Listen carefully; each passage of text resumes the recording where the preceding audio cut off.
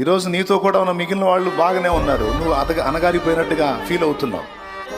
కొంతమంది అయితే వాళ్ళు ఎంత బాధపడతారు అన్నది కాదు, కానీ ఇతరులు వాళ్ళ విషయంలో ఏమనుకుంటున్నారో అని గందరగోళం అయిపోతారు, సిగ్గుతో అల్లాడుతుంటారు.